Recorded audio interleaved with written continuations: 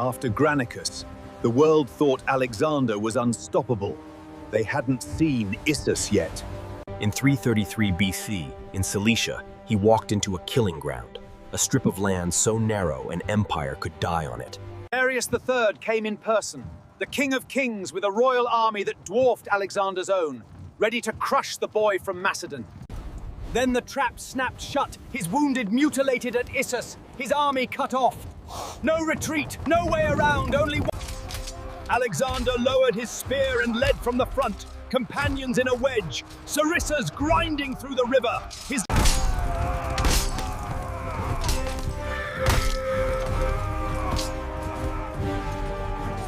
In the silence after Issus, he walked into the Persian king's tent and saw what it truly meant to rule the world. In our previous episode on the conquests of Alexander the Great, we saw the young king win his first great victory at the Granicus River, then roll eastward like a storm. Miletus fell, Halicarnassus burned, Western Asia Minor slid under Macedonian control, while Alexander besieged city after city on the coast. Far away in the heart of the Achaemenid Empire, the great King Darius was assembling a royal army meant to crush this upstart from Macedon. One war machine pushed east, another rumbled west. Their collision would give us the first truly grand, set-piece battle of Alexander's campaign, the Battle of Issus. Once affairs at Halicarnassus had been settled, Alexander split his forces. He did not want his army to move as one slow mass. Parmenion was sent north with orders to secure the inland territories between Sardis and Gordium, anchoring Macedonian control in the interior of Asia Minor. Alexander himself took the rest of the army and began an eastward march along the coast, following the line of harbors that still fed what remained of the Persian fleet. As 334 turned into 333, the Macedonians marched into Lycia. Town after town opened its gates. Over 30 towns in total, including Telmessos, Xanthus, and Phaselis, chose surrender rather than destruction. For local rulers, an alliance with Alexander now looked safer than loyalty to a distant king of kings. The coastal road became a chain of new Macedonian bases. Behind the marching columns, scribes recorded oaths, installed garrisons, and tied these cities into Alexander's growing empire. The march was not all smooth submission. In the rough country of Pisidia, hill fort brigands resisted fiercely. One source claims that, rather than let their families fall into Macedonian hands, some of these warriors burned their loved ones alive and fought on in despair. The story may be colored by later writers, but it shows how terrifying Macedon's advance appeared to those who refused to bow. Alexander did not linger. He smashed what he could, skirmished where he had to, and then pushed on into Phrygia. Speed mattered more than punishing every rebel. Soon, the army reached Cyllene, a key town and supply hub, guarded by a steep, almost impregnable acropolis. Alexander could not afford a long, draining siege here, not with Darius assembling an army somewhere beyond the horizon. The defenders proposed terms. If no relief came within a set period, they would surrender. Alexander agreed. He personally waited 10 days watching the rocky fortress. No Persian army appeared. The king then chose not to waste more time. He moved on, leaving a man to finish the job. To conclude matters at Cyllene, Alexander appointed an older officer of the Old Guard as satrap of Phrygia and assigned him 1,500 men to deal with any remaining resistance. At this moment, he was just one more seasoned commander in a growing empire. Within 3 decades, this same Antigonus the One-Eyed would come terrifyingly close to ruling nearly all of Alexander's creation for himself. The men trudging past Cyllene could not know that one of their gray-haired generals would one day try to wear the crown. From Cyllene, the army marched north to Gordium, the ancient royal seat of the mythic king Midas. Gordium was more than a waypoint. It was a stage. There Alexander cut, or in some versions cleverly unfastened, the Gordian Knot, the famous tangle of rope said to grant rule over Asia to whoever could undo it. Whether he hacked it apart in frustration or quietly found the pin at its heart, it did not matter. The act itself was a piece of political theater. It proclaimed to his own men and to Greek observers back home that Alexander was destined to become ruler of all Asia. When the campaign later carried him from the Aegean to the borders of India, this story would be retold as proof that the gods had marked him for greatness. While Alexander was marching and staging symbols, events elsewhere seemed to give weight to that sense of destiny. After his stubborn but doomed defense of Halicarnassus, Memnon of Rhodes finally received permission from Darius to execute the strategy he had urged even before the Granicus: scorched earth in Asia and a second front against Greece. The King of Kings gave his favorite Greek general ample treasure. Memnon recruited another professional mercenary army, the kind of hard-bitten infantry and cavalry who had fought for coin from Sicily to Egypt. He also took charge of a fleet of 300 to 400 ships, enough hulls to dominate the Aegean if properly supplied. With this powerful seaborne force, Memnon struck out into the islands. Kos and Samos declared for the Persians. Chios followed. Even the great port of Mytilene on Lesbos came over to the great king. As his ships moved from harbor to harbor, Memnon's agents spread through mainland Greece, whispering in assembly halls and back alleys, preparing the ever-restless city-states to revolt when the signal came. For a moment, it looked as if Alexander had overreached.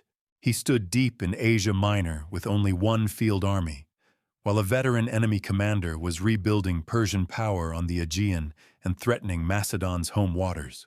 In strategic terms, Memnon's plan was brilliant.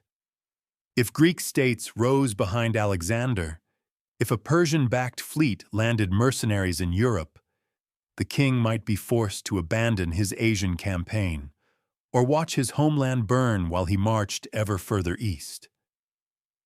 Yet history can turn on fragile things. One man's health, one fever, one stroke of luck.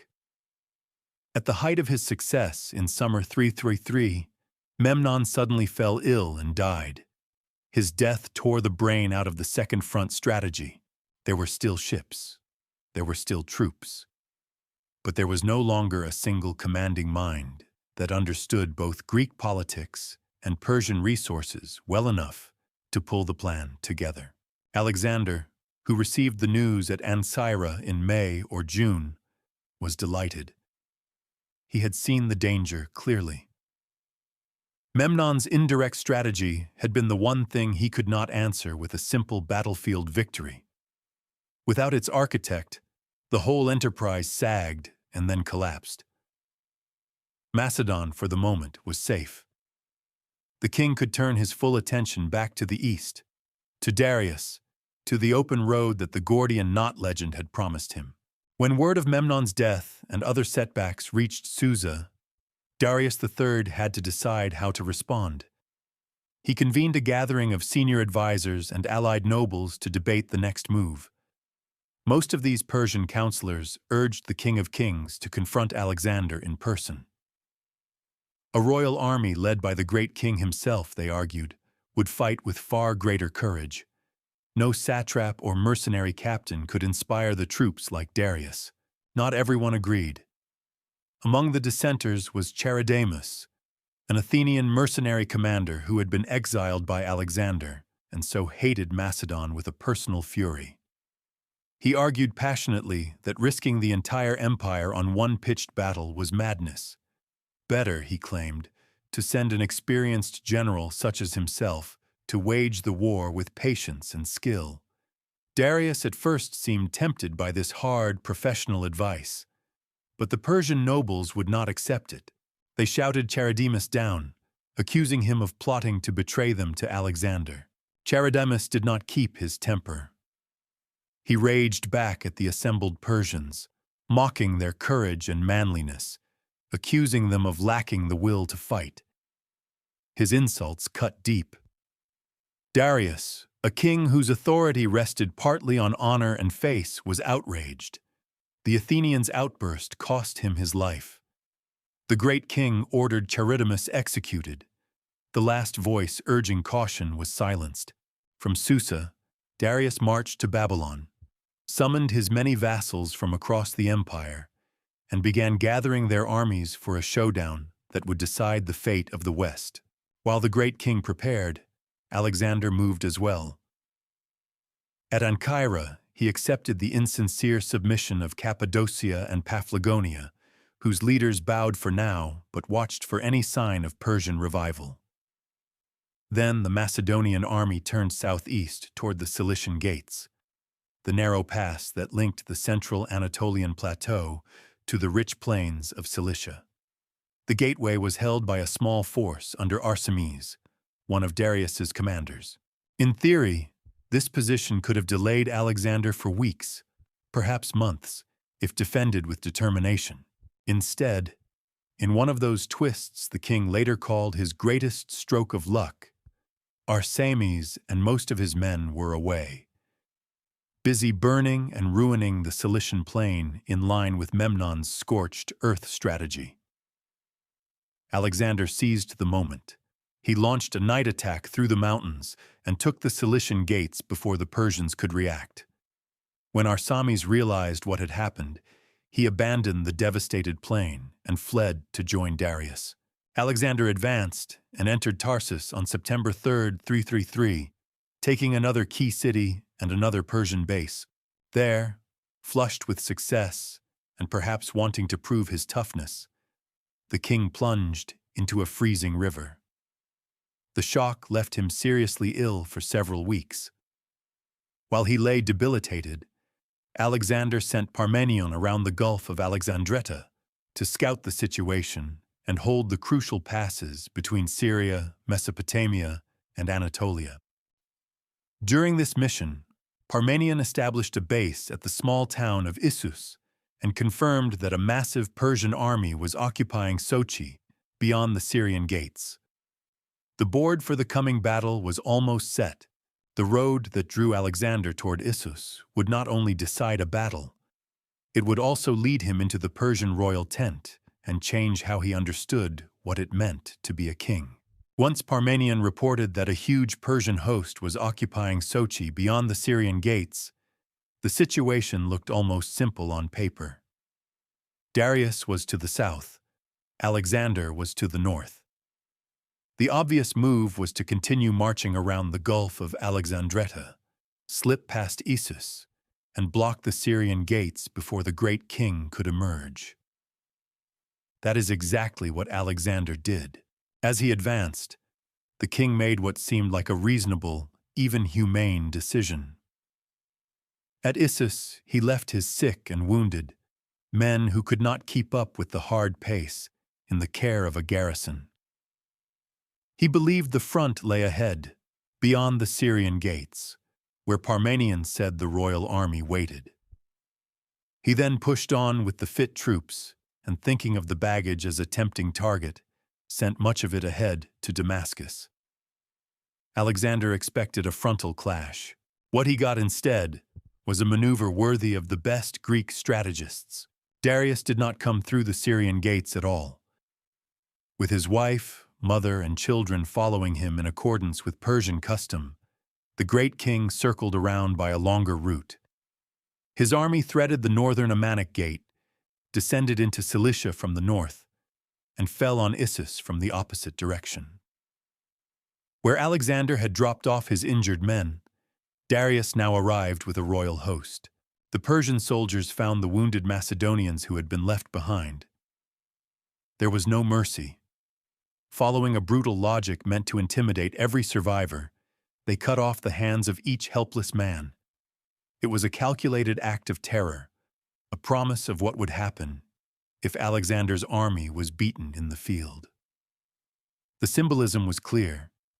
The hands that had dared to strike the King of Kings at the Granicus now lay severed in their own hospital town. Alexander at first refused to believe that Darius could be behind him. The idea ran against his expectations, against the reports he had just received.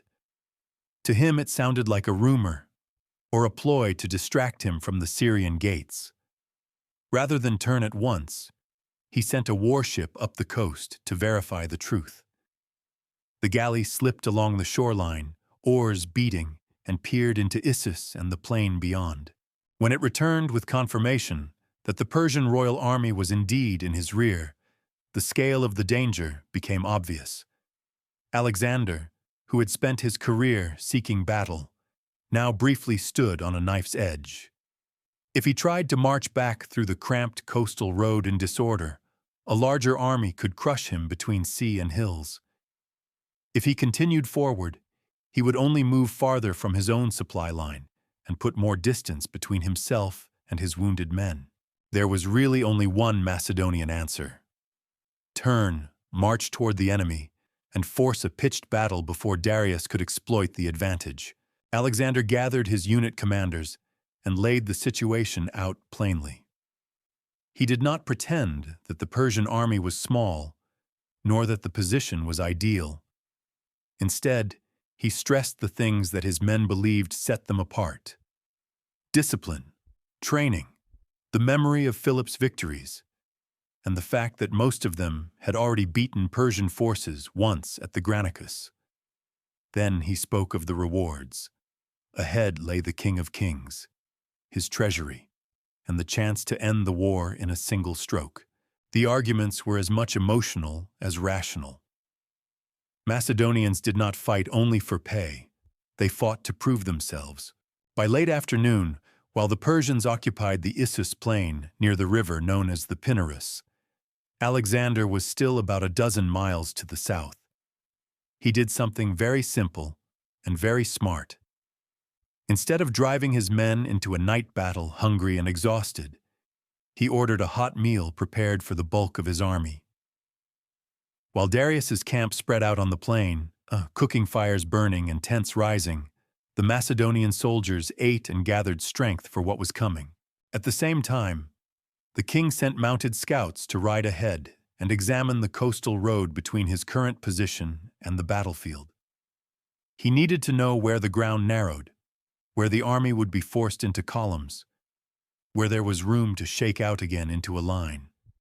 In such a confined landscape, terrain could be as deadly as enemy spears. When night fell, Alexander gave the order to march. The army moved along the narrow coastal strip, hemmed in between sea on one side and hills on the other. They climbed to a prominent pass known as the Pillar of Jonah, a high point from which they could look out over the Issus plain. In the darkness beyond, the campfires of the Achaemenid host shimmered like a second constellation, spread out across the ground. It must have been an intimidating sight. Yet from that height, the Macedonians also saw something else. The plain was not vast. Between mountains and sea, it formed a narrow stage. The royal army would not be able to deploy all its numbers at once. Having eaten, the Macedonian soldiery now also got what they needed almost as much as food: sleep. The men rested for many hours, wrapped in their cloaks, weapons stacked close at hand. Just before dawn, the army woke, formed up, and began a disciplined march along the narrow coastal road toward the Pinarus. At first, they had to move in column, one unit behind another, because the terrain cramped them. As the ground gradually opened up, more and more infantry regiments were brought forward and slotted into their places, until a coherent line began to form. Darius learned that Alexander was closing in, but not from the direction he had expected. There would be no leisurely march through the Syrian gates into an empty plain. The enemy was already near. To protect his deployment and keep the Macedonians from getting a clear look at his dispositions, the great king sent a force of skirmishers and a large portion of his cavalry across the Pinarus. Their task was to screen the front, absorb the first missiles, and buy time while the bulk of the army formed up behind the river.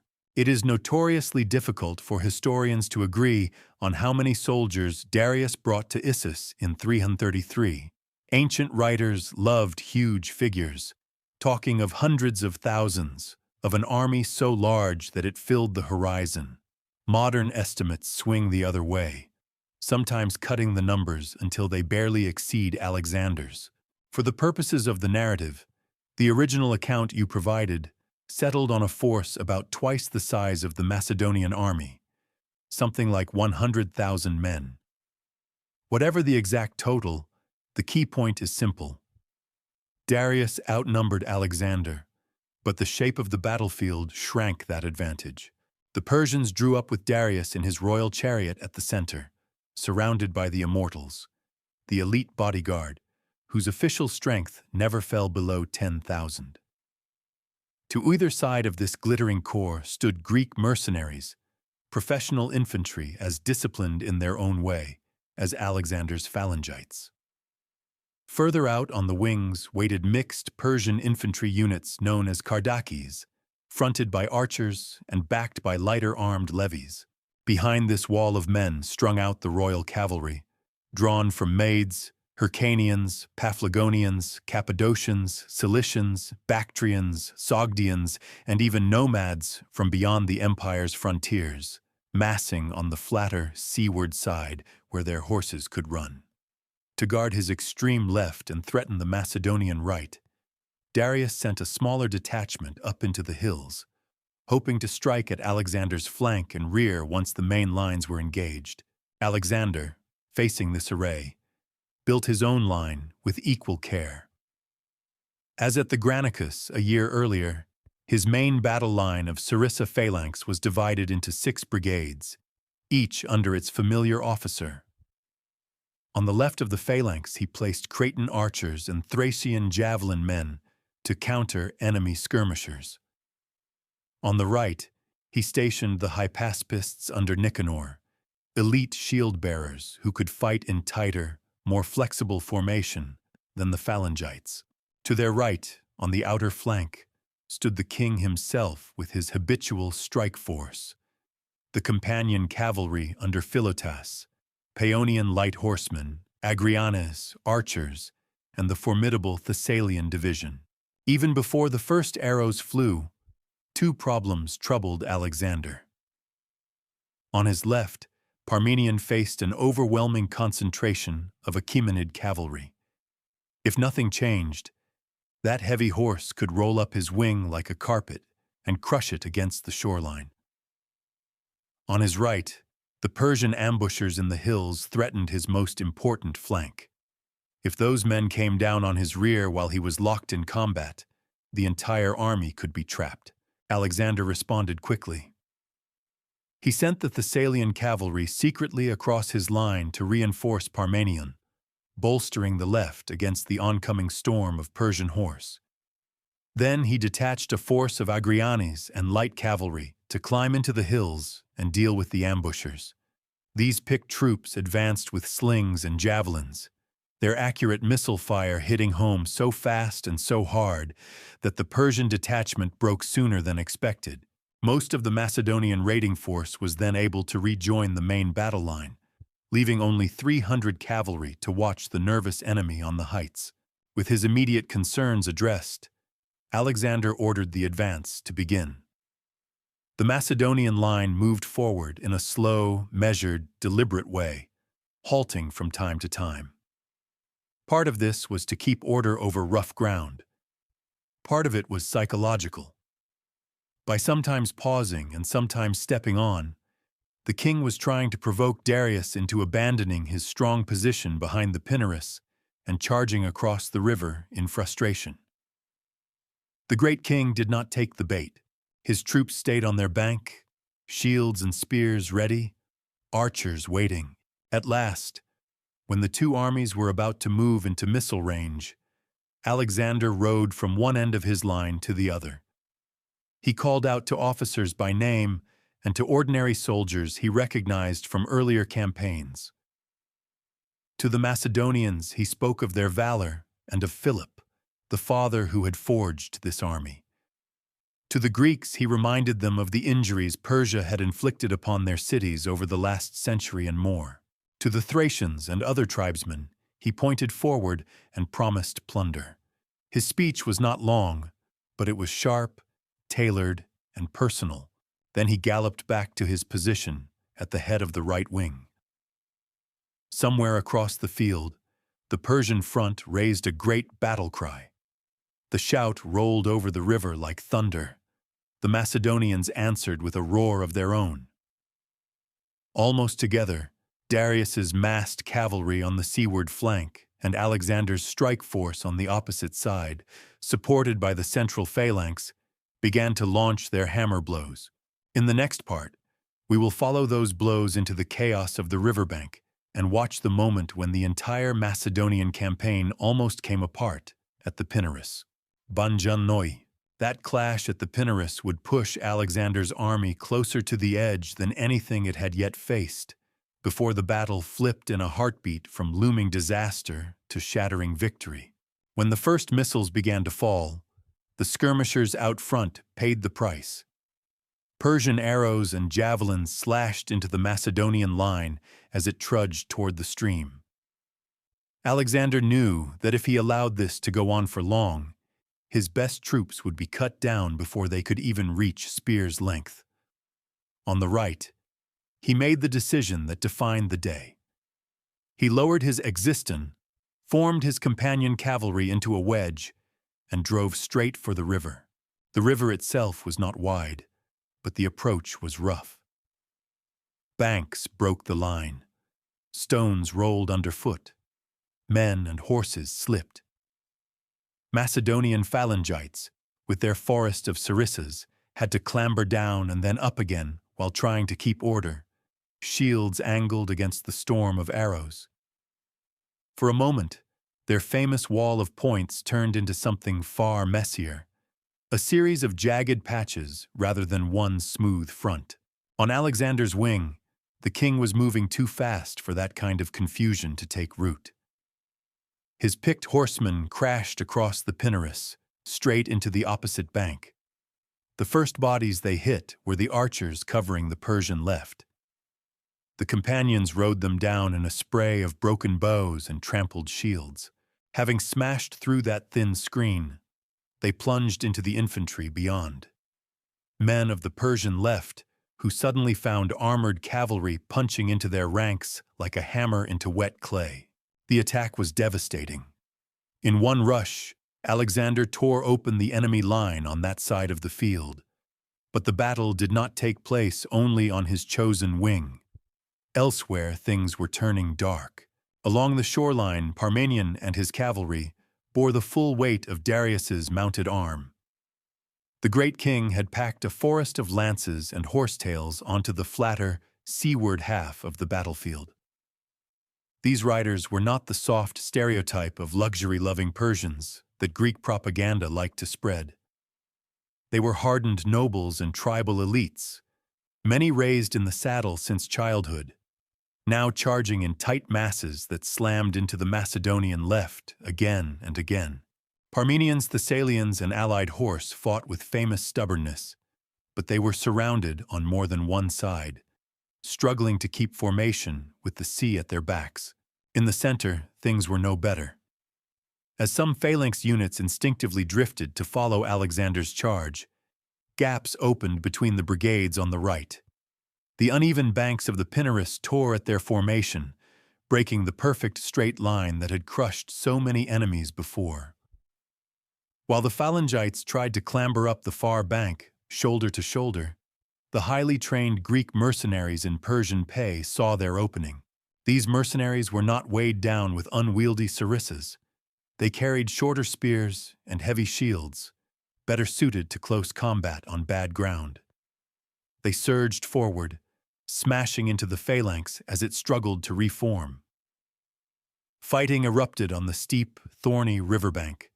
Macedonians and Greeks grappled at arm's length, using spear butts, sword edges, shield rims, teeth, anything that could kill. The long pikes that were so terrifying in open order suddenly seemed clumsy. Step by step, the mercenaries pushed the phalangites back. Then came the worst moment.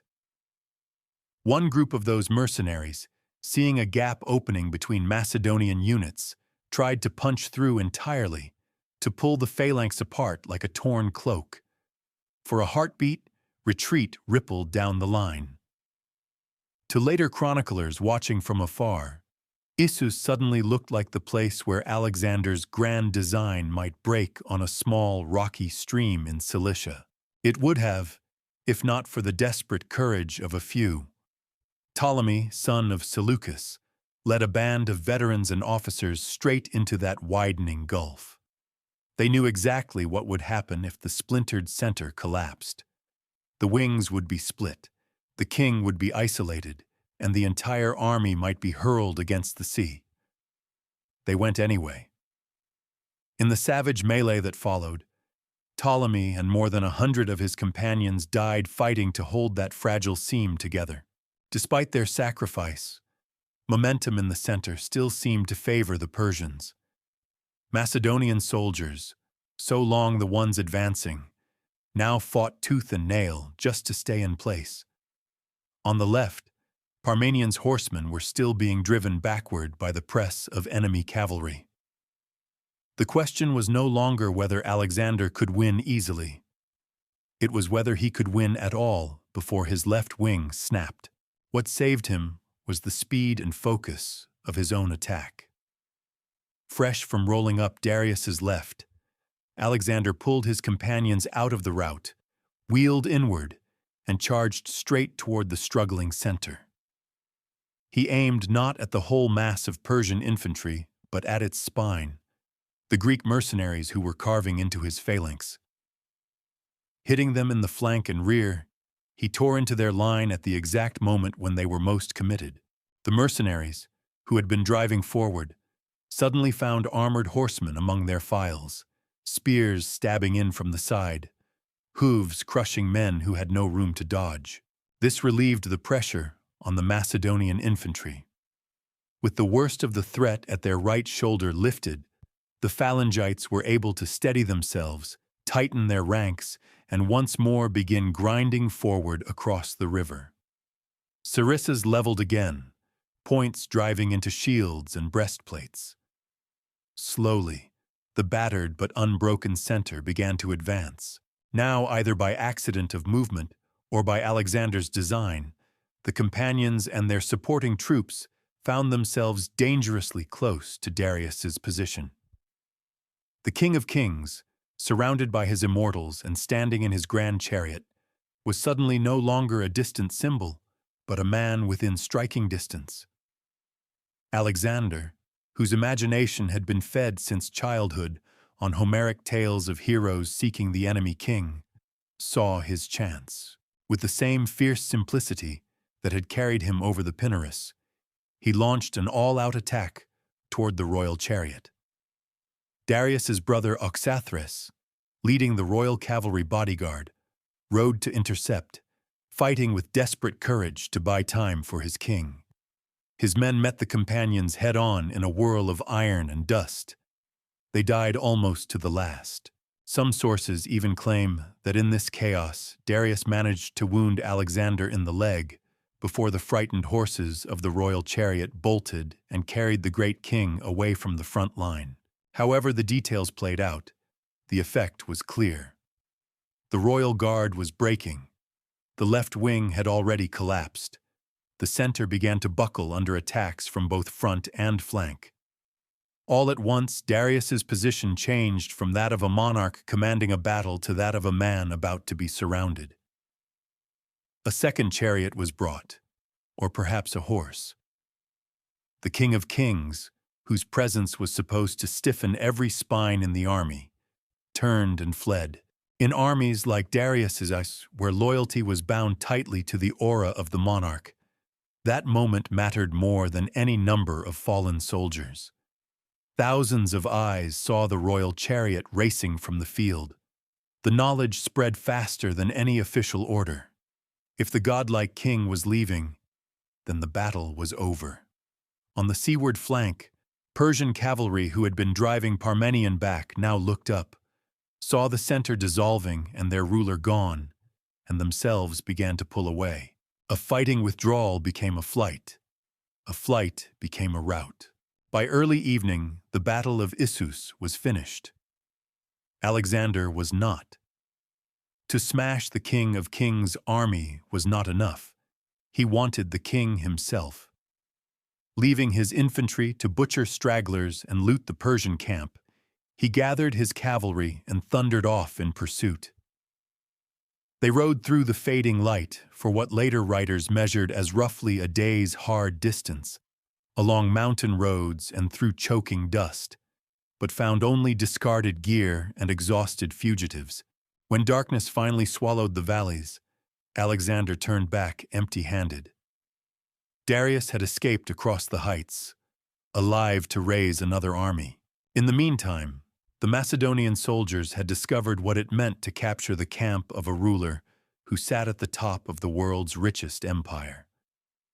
The royal pavilion was more a moving palace than a tent, overflowing with gold and silver, with rich fabrics, with chests and caskets carved and worked in ways most Macedonian officers had never seen. By Persian custom, all the royal women had accompanied Darius to war. Now, along with the treasure, his mother, his wife, and his children stood as captives in the hands of the enemy. The lesser captives suffered badly at the hands of the rank and file, who saw them as little more than movable plunder. But when Alexander returned, the treatment of the highest-ranking prisoners followed a very different pattern. The stories that drift down through Arrian and Plutarch emphasize the king's care for Darius's immediate family, his insistence that they be treated with respect and not used as trophies. There is the famous tale of Darius's mother mistaking tall, handsome Hephaestion for Alexander himself and being gently corrected, a small moment of human confusion in the middle of imperial collapse.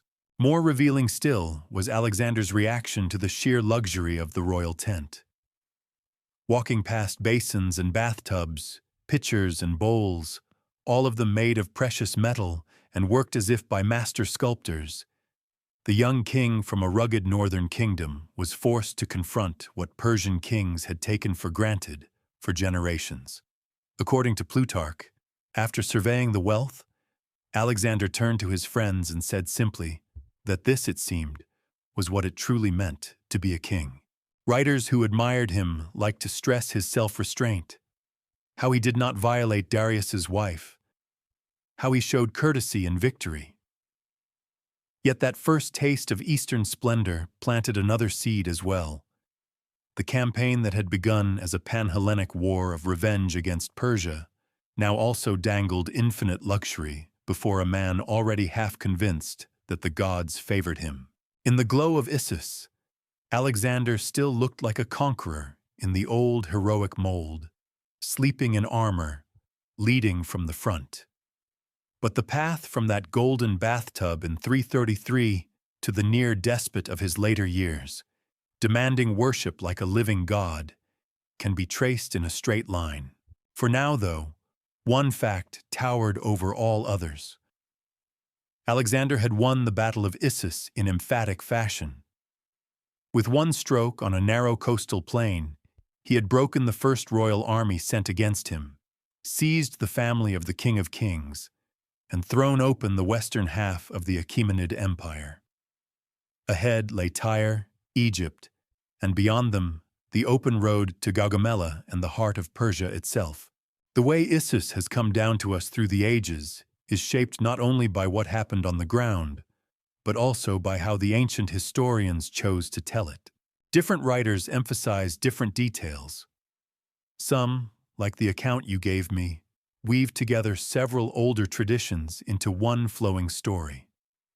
Others, like Arrian, offer a version that diverges at key points while preserving the same overall arc. Macedonian danger, Macedonian recovery, Persian collapse. In Arrian's telling, the sequence begins even more aggressively. As soon as Alexander brings his army within range of Persian arrows, he does not wait, does not pause to tempt Darius into a mistake. He simply charges. The logic is clear. The longer his men stand under a hail of missiles, the more he bleeds before he can use his strengths. So in Arrian's version, the king drives his companions straight across the Pinarus at once, minimizing the time spent in the killing zone. The effect is the same. His wedge of elite horse hits the Persian left flank like a battering ram. The archers screening that side disintegrate under the impact. The infantry behind them is shaken, then split. Darius's left begins to give ground. For a moment on that wing, it looks as if Alexander will roll the enemy up almost without cost, but the rest of the line bears a different burden.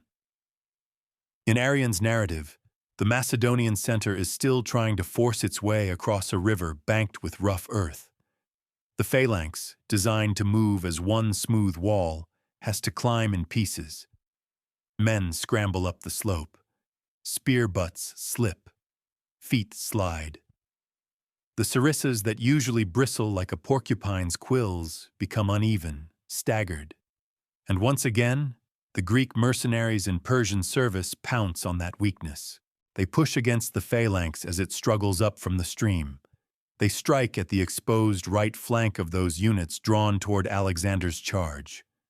Their shorter spears and greater agility on bad ground allow them to dig into the Macedonian formation, wounding and killing in the gaps between the long pikes. In Arrian's view, this is not a brief scare, but a true crisis. For a while, the famous Macedonian center is being driven back. The Persian right wing also moves at this moment. Once the phalanx is fully committed, Darius orders his cavalry on that side to attack Parmenian's force. They charge and push the Thessalians hard, exactly as in the other versions. In both stories, then, the pressure on Alexander's left is intense. Parmenian's men are outnumbered and fighting for their lives. If they collapse before Alexander can decide the issue elsewhere, the entire army risks encirclement. The result is a kind of race. Everything depends on timing. Will the Macedonian left and center hold long enough? Can the king break what is in front of him before the line behind him breaks under someone else's assault? In Arrian, as in the blended account, Alexander wins that race. His initial thrust is so savage that despite the chaos by the river, the Persian left collapses. When that wing buckles, he does not pause to gather trophies.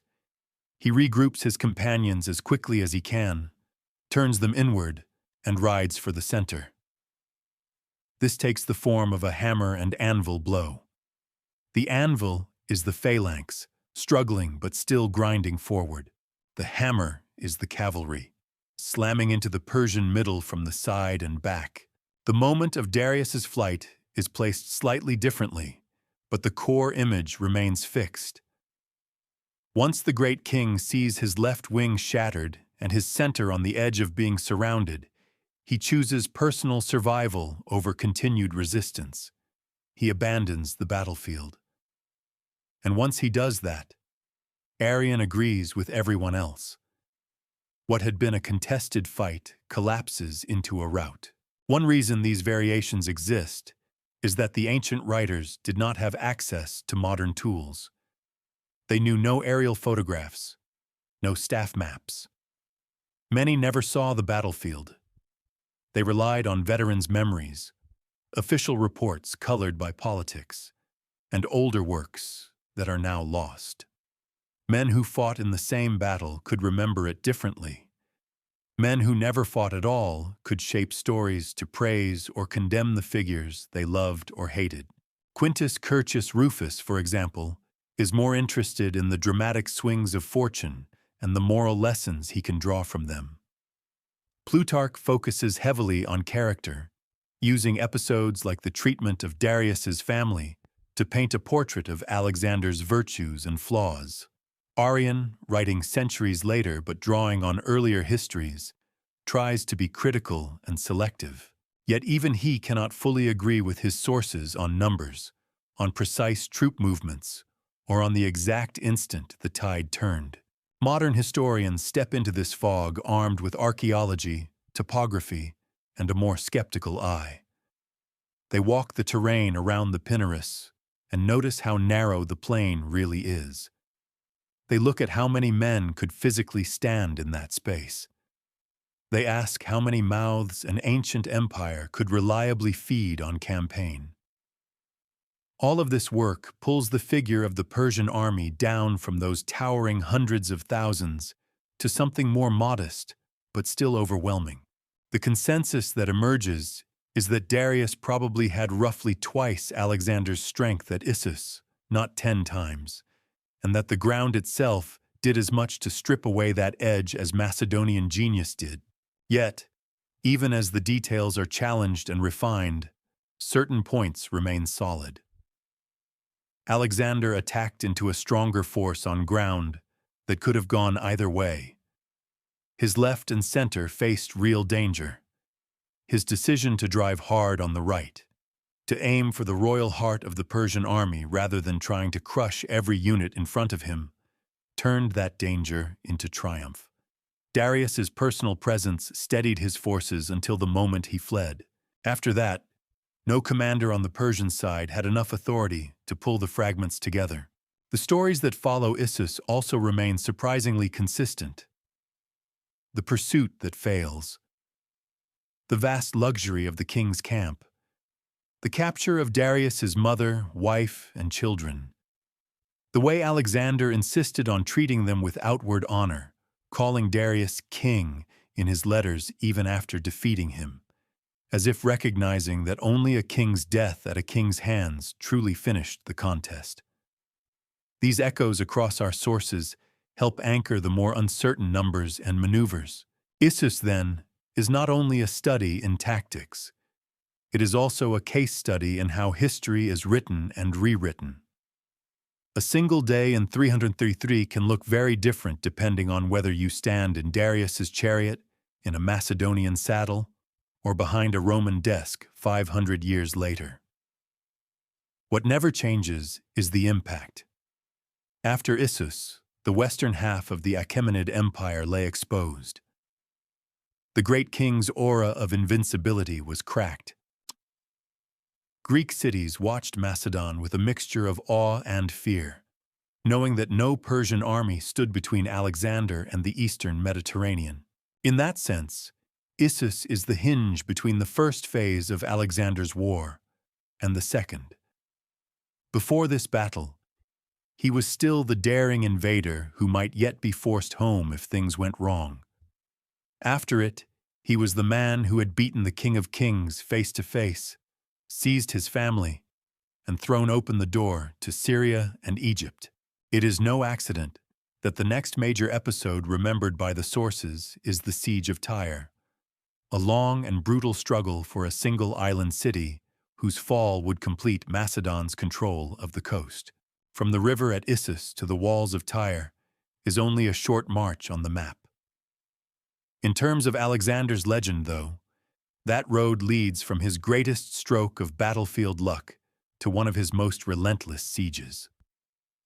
The king who galloped through the shallows of the Pinarus will soon find himself building a causeway into the sea, determined once again to turn an impossible position into a victory that would shake the world. From the narrow plain of Issus, the shockwaves rolled outward, reshaping the map and the imaginations of everyone who heard the news. In Macedon and Greece, word of the battle did not come as a neat, official bulletin. It arrived in fragments. A sailor shouted it across a harbor. A mercenary wrote a letter home boasting that he had seen the King of Kings' chariot abandoned in the dust. Traders brought rumors of a tent stuffed with more gold than any temple, and of Persian nobles dying beneath the hooves of Macedonian horses. As the reports merged, one clear picture formed. Alexander had not only beaten a royal army, he had done it while outnumbered, on enemy soil, and with the great king present in person. In the Greek cities that had once looked to Persia as a counterweight to Macedon, the news must have been chilling. Only a short time before, Memnon's fleet and Persian gold had made a counter-invasion of Greece seem possible. Now that same empire had been hurled back from the shores of the Mediterranean at Issus. Those who had secretly hoped that Darius might rescue them from Macedonian hegemony had to face a new reality. The old balance between Greek states, Macedon and Persia, was gone. One power stood on top, and its king was not finished yet. Inside the Achaemenid Empire, the effect was just as dramatic, but very different in tone. Persian satraps and subject kings had watched foreign invaders come and go before. Many remembered how earlier Greek expeditions into Asia had stalled and fallen apart.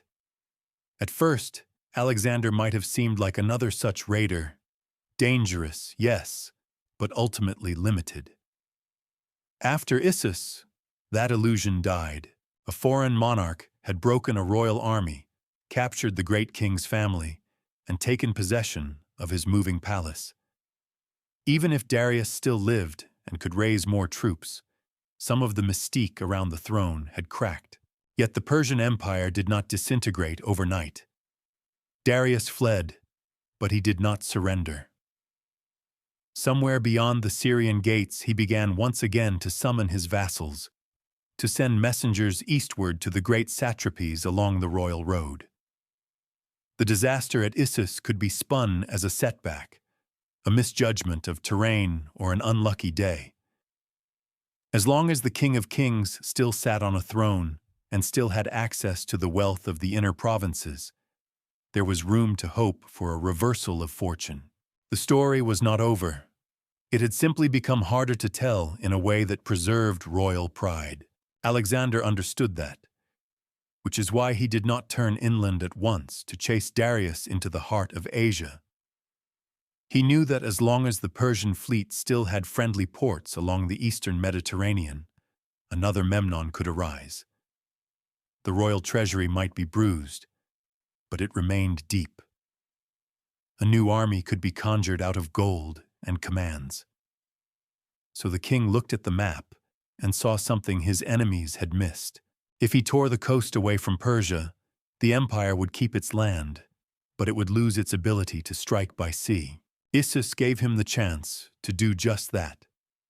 With the western half of the empire exposed, Alexander could march south into Syria and along the Phoenician shore. The fall of cities like Byblos, Sidon, and eventually Tyre would not just be a series of sieges. It would be the slow strangling of Persian naval power, one harbor at a time. The victory on the Pinarus did not end the war. It opened a door into a new phase of it, one in which walls and ships would matter as much as open fields. There was also the question of propaganda. Alexander was not content simply to win battles. He wanted those battles to mean something in story. Issus gave him rich material. He could write to the Greek cities claiming that he had punished Persia for past invasions. He could present himself as the champion of Hellas, the one who had finally brought the war back onto the soil of the aggressor and triumphed. The image of Darius fleeing while his family fell into Macedonian hands was a gift to any royal letter writer.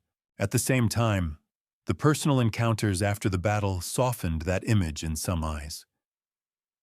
Tales of Alexander's courtesy in dealing with Darius's mother and wife spread quickly. In a world where conquered noblewomen could expect humiliation, the fact that the victor insisted on honoring them and on recognizing their royal rank set him apart. To Greek and Macedonian audiences, it showed magnanimity. To some Persian observers, it may have offered a thin sliver of reassurance that their world, though upended, had not descended entirely into barbaric revenge. Artists and craftsmen did their part to turn Issus into legend. In later centuries, mosaicists would cover entire floors with scenes of the battle, capturing in stone the moment when Alexander, lance leveled, charged toward a wide-eyed Darius atop his chariot. Whether the artist had ever seen Cilicia did not matter. The image fixed the encounter in the mind. One king's spear in hand, the other turning to flee, horses frantic between them. Long after the last eyewitness died, such images kept Issus alive in the imagination, a tableau of courage and panic frozen forever. For Alexander himself, the battle was both a vindication and a temptation. It vindicated his belief that boldness, speed, and direct pressure on the enemy leadership could overcome even large disparities in numbers. He had gambled heavily on his right-wing attack, on his ability to rally men under stress, and on his own presence at the decisive point. Issus proved that those instincts were right. That kind of confirmation can be intoxicating.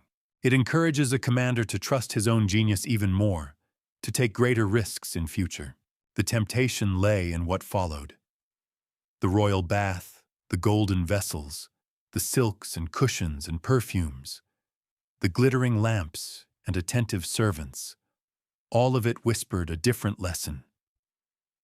Here was another model of kingship, older and more luxurious than the rough Macedonian style in which Alexander had been raised.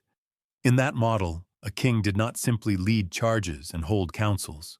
He also embodied a kind of earthly divinity, living apart, surrounded by ritual, expecting gestures of worship as well as signs of loyalty.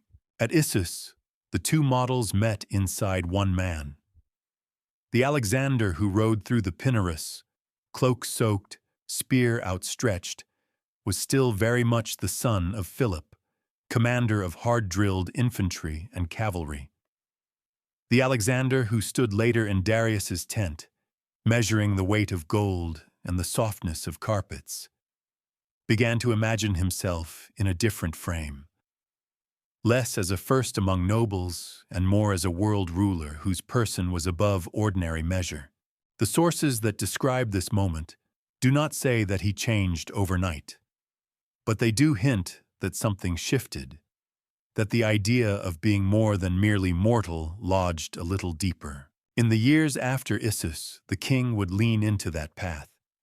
He would adopt parts of Persian dress and court ritual. He would accept, even demand, forms of obeisance that made his Macedonian companions uneasy. He would talk more openly about his divine parentage.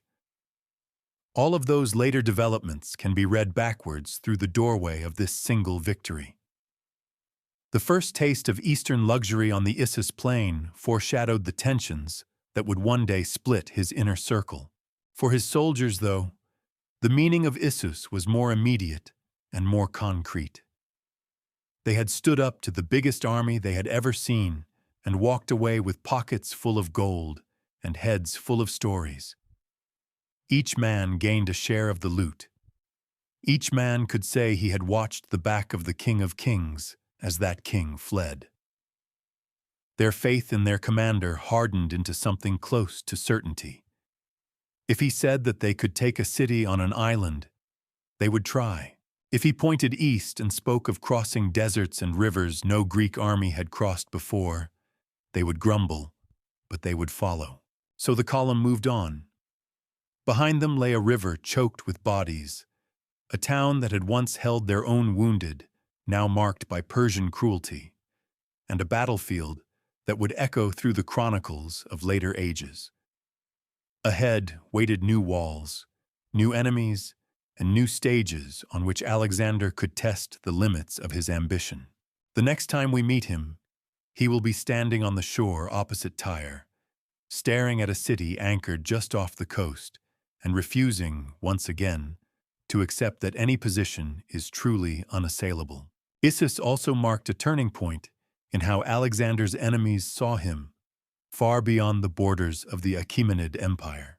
In the courts of smaller kingdoms, news of the battle arrived wrapped in fear and opportunity. Rulers along the fringes of Persia's power had always balanced between the great king in the east and whatever rising force loomed in the west. As long as Darius seemed untouchable, siding with him was the safer bet. After Issus, that calculation shifted. Here was a foreign king who had already beaten one royal army at the Granicus, smashed a second at Issus in 333, and taken the great king's family into his own camp. Some vassals began to wonder which master it was wiser to flatter. Envoys started to move more cautiously. Some came to Alexander bearing gifts, apologies, and offers of alliance. Others quietly sounded out his intentions, probing to see whether this Macedonian conqueror meant to replace Persia's rule with something far harsher. Alexander played his role carefully. At times he presented himself as the liberator of Greek cities from Persian control.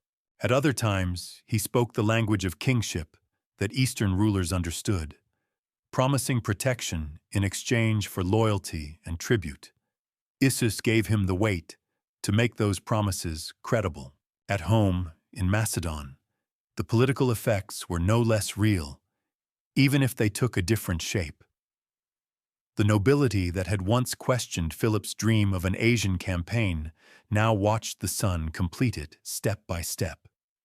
Every victory sent more treasure back, more proof that this war was not an endless drain, but a source of wealth and glory.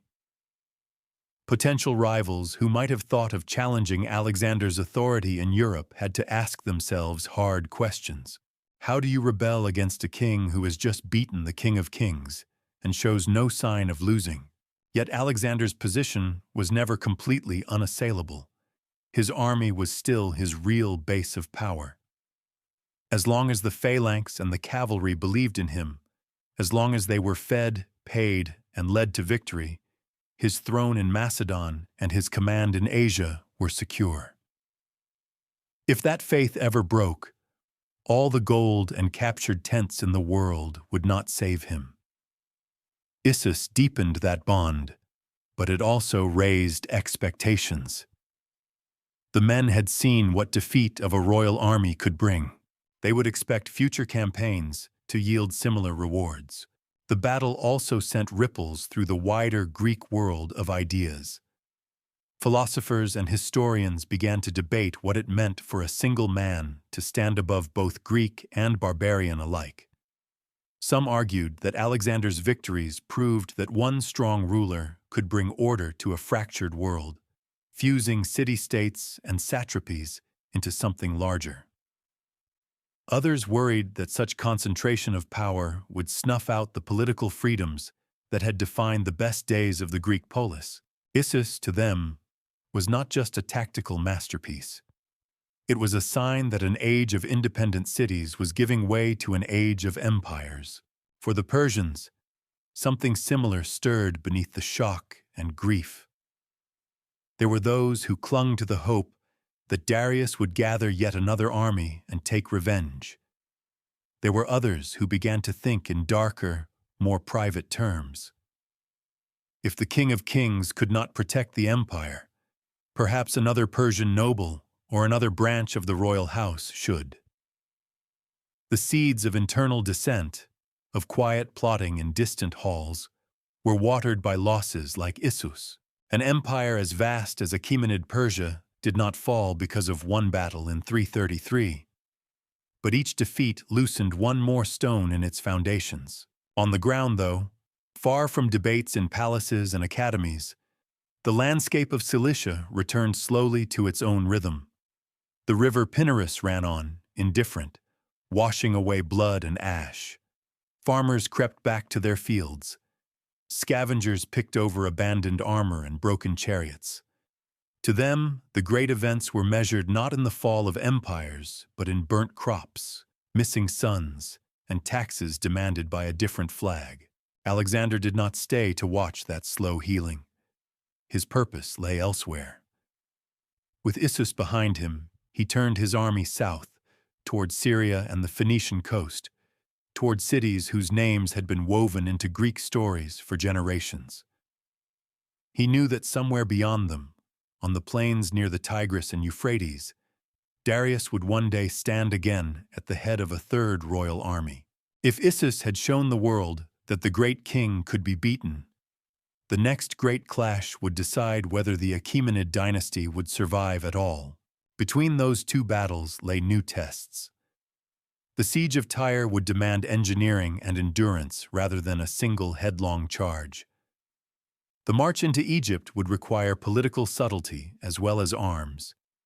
Each success would build on the shock and awe first created on that cramped strip of land by the Pinarus.